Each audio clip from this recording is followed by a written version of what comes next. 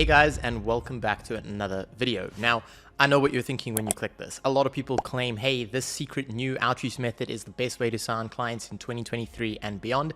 I get it. You should be skeptical because there's a lot of those people. But this video is not that. There is no secret outreach method, sorry to burst your bubble, but I have in fact easily signed way over 300 clients for my different agencies and consulting businesses in the last 5 years that I've been doing this. And when I realized this one tiny little mental model that I'm about to share with you, pretty much everything took off. So at least just give this video, 5-10 minutes. I promise it will at the very least change the way you look at outreach and outbound in total. Now, if you're completely new to the channel and you have no idea who I am, my name's Courtne. I've been running agencies for 5+ years. I've built and scaled 2 agencies, one of which I sold. And now I also run Systems and Profit, which is where I work with agency owners like yourself to implement systems where we help you make more profit. But, we don't need to talk about that on this video. Let's get into what we're here for, which is outreach. So the way that most people look at outreach is they look at it kind of with this concept of there should be some perfect silver bullet, right? And what they mean by that is, what is the best? Should I do cold email? Should I do cold messenger? Should I do this? And what I've just observed in the market over time is there's these kind of trends that come and go, right? Usually there's some big influencer who made it big with like cold email, and then they kind of push that trend, and then someone comes along and says, no, this is the new way to see it. And I've seen millions of outreach methods, right? Anything from like automated cold looms that are done through some software, through like email outreach, through Scale. And then in the old days, it used to be all just like cold calling, right? So outreach methods come and go. But what I'm about to tell you is if you are running a marketing agency or any service-based business or consulting business, you should primarily at all times be running 2 forms of outreach, right? And in this video, I'm going to break that down. So the 2 forms of outreach pretty much are what I call active and passive forms, right? Now, I'm going to show you my screen in a little bit and really just explain what I mean by that, but really active and passive. So keep that in your mind. You should at all times be doing 1 active and 1 passive. Now, I want to exaggerate that because this is where things get a little bit haywire, right? You must be doing 1 of each. You cannot do 3 outbound, 3 inbound, 3 active, 3 passive, right? Then things get confusing. And I see a lot of agencies, especially beginners, make this mistake where, they're doing cold calling, they're doing cold email, they're doing this, they're doing all of these things. And yes, I agree there's a case to be made for you should be testing things, but at the same time, you also just need to make the correct decision in the first place and then double down on it. So let me share my screen with you and explain what I mean by this, right? Okay, so if we have a look, as I mentioned, we have 2 primary methods. We have an active method, and then we have a passive method. Now, between these 2, you always want to be focusing on passive, because what happens here, if you understand this properly, is you start to realize that passive is where the money is, okay?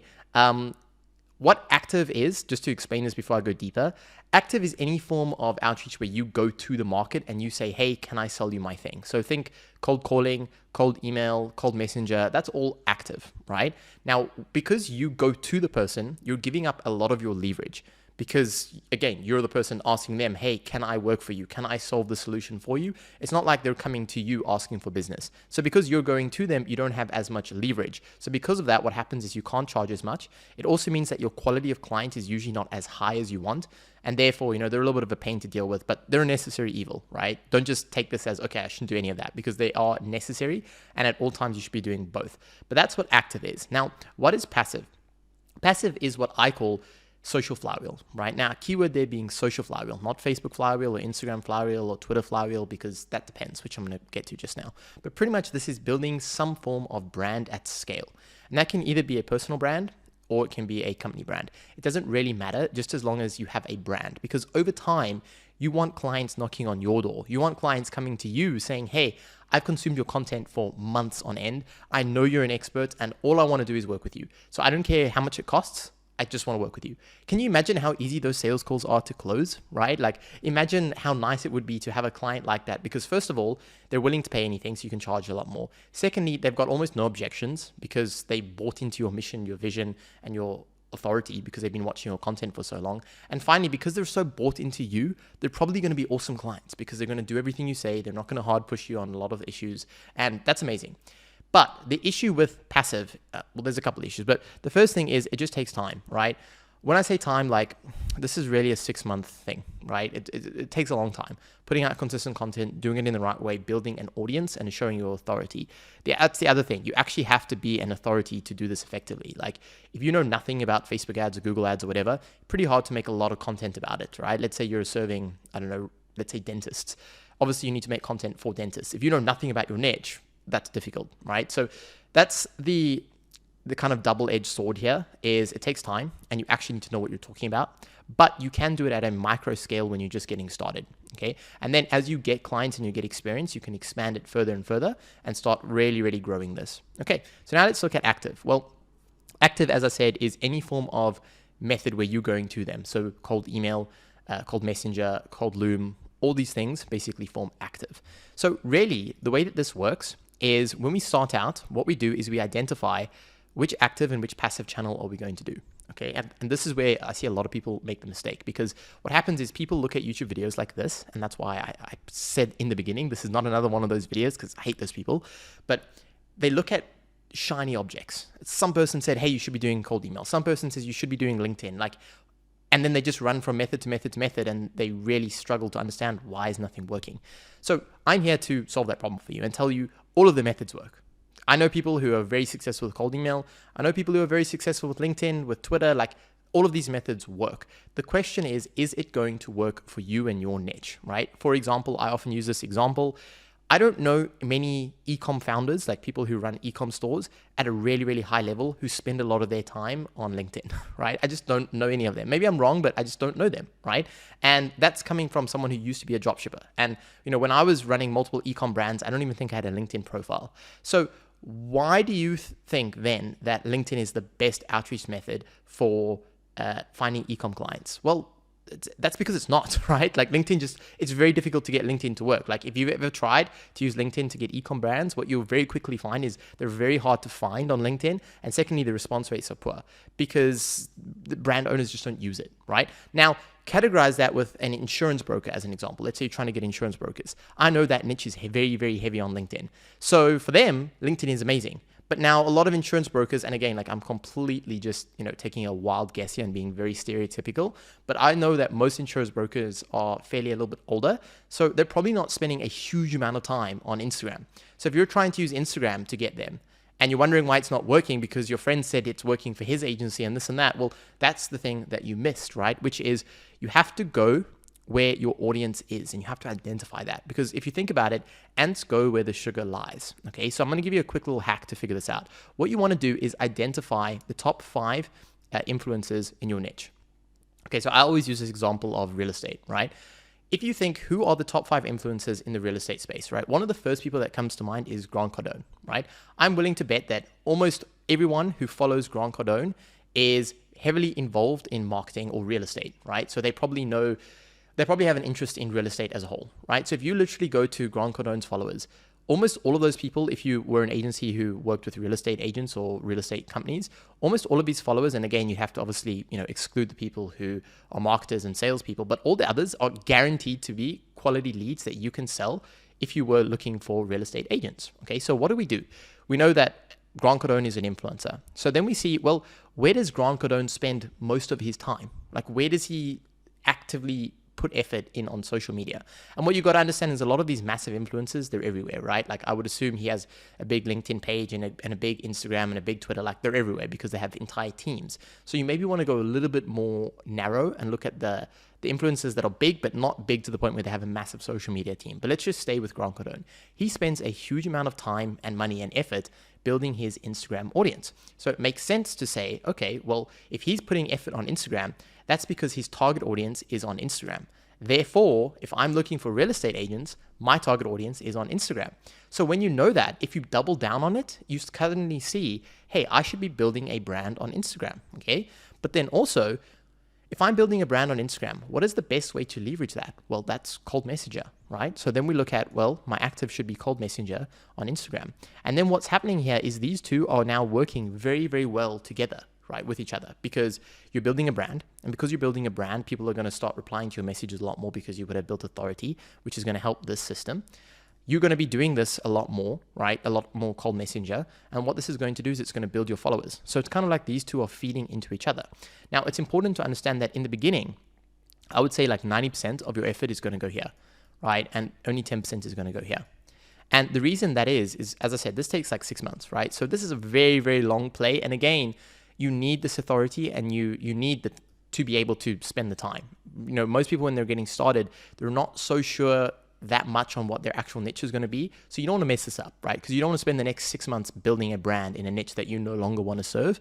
And also you don't want to just put out crap content because you're not an authority figure. So you have to get your first client through some form of active, right? And this is where 99% of agency owners give up because active is hard, right? I'm not going to lie to you.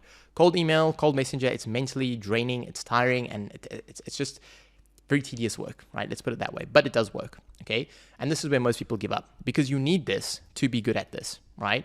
But then what happens is there's a flip, right? As you go further and further into your agency journey, what happens is this flips. You start spending 10% here, and then you start spending 90% here. And the reason why you do this is because usually as your agency journey goes on and on, what happens is you charge a lot more. Okay, so because you charge a lot more, you need higher quality clients, which is what you're going to get here. Secondly, you should have case studies, results, and authority, which means you actually can make good content, right? So your quality of content goes up as well. But finally, what happens is you start getting a lot of referrals. Now, if you think about how referrals work, let's say I have a good client and they have a friend who potentially could also be a good client of mine and, you know, they want to refer me. They're going to go to client and they're going to say, hey, potential client, I work with this cool guy named Courtne. He's an expert at Facebook ads, Google ads, whatever it is. And you should probably work with him if you want. And that person's going to say, okay, that sounds interesting. Let me see what this Courtne guy is about. So they're going to search Courtne on Instagram, YouTube, whatever it is. Again, whatever platform we're building, let's just stick with this example of Instagram. And then they're going to see, okay, Courtne is an expert. Like they're going to see all my content. They're going to see that. They're going to swarm. They're going to deep dive and go through me. And they're probably going to consume my content for a while. No one's just going to go to the profile and just convert straight away, right? They might, because there's obviously outliers. But 9 out of 10 times, they need to mature a little bit, right? They need to be nurtured, right? That's where nurturing comes from when you look at all the marketing lingo, right?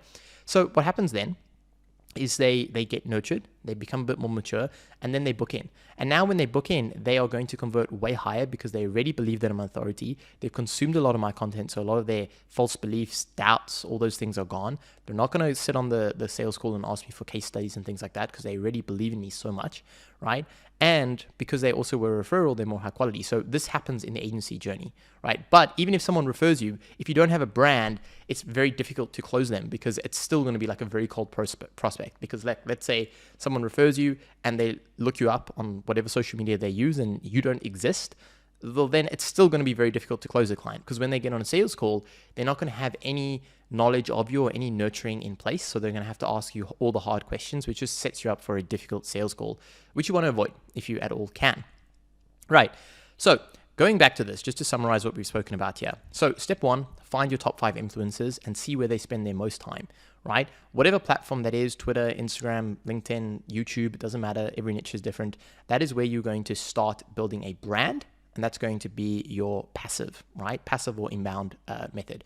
Passive and inbound, same word. Active and outbound, same thing as well, right? And we are going to do this with the expectation that this is going to take 6 months, right? And this is another thing that people mess up is they do it, but then they think, you know, I'm going to get clients the next day, and then they don't, and then they give up, right? So do it with the expectation that this is going to take 6 months, right? And in this 6 months, everything is going to get better, right? Your quality of content is going to get better. Your authority is going to get better. The results that you get with it is going to get better. It really is a flywheel. And as we said, all flywheels act on an exponential curve. So it goes like this, and then suddenly it just takes off, right?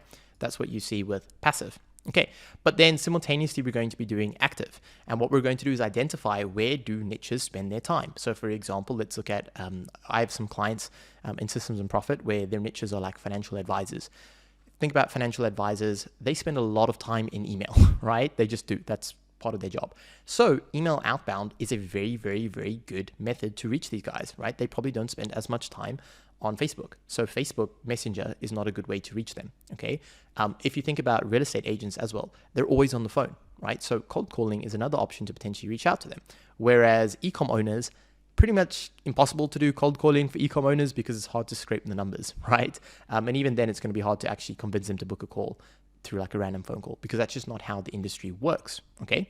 So again, that's our active and passive. Now, the final thing, because again, I told you that this mental model completely changed the way I've looked at outreach, is in any successful agency, they really have a few key elements, right? First of all, they have active and passive running simultaneously because, and again, what I just want to reiterate here is always run both, never just one, no matter how big you get, because things can happen, right? Let's say you're building an Instagram brand and Instagram deletes your profile, right? Then your business dies, but not if you have an active running as well. The same thing is, let's say you're doing email outreach and your domain gets blacklisted, so now your deliverability goes down the garbage can. Well, then we still have a brand, right? So we always do both, which is a defensive, not really offensive play, but it works, okay?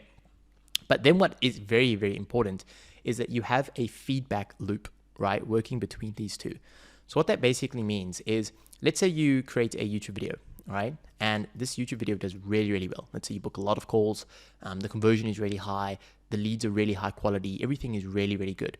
What you can do is look at what problem this YouTube video solves. So as an example, this YouTube video that I'm making for you now is pretty much speaking to people who are struggling with outreach. And it's kind of telling you my secret sauce, what I've done to generate results consistently with outreach over a long period of time. All right. Now let's say that this video is my best performing YouTube video. Now let's say that I was cold messaging a bunch of agencies to see if I could help them, right? I would pretty much lead with value. So I would say, hey, agency name, I made this awesome video that really has helped a lot of people solve their outreach bottleneck. I'm willing to bet, because I've done my research, you are also struggling with outreach. So here's the video, let me know what you think. Okay, so what's happening is I am using both of them together, right? The same thing is like, let's say that I do a lot of email outbound, and a lot of the prospects reply to me with a problem saying, okay, I'd love to work with you, but the thing is, it's not going to work for my business because of this. Or I'd love to work with you, we've tried it before, it didn't work. Like, you know, let's say they use some form of objection.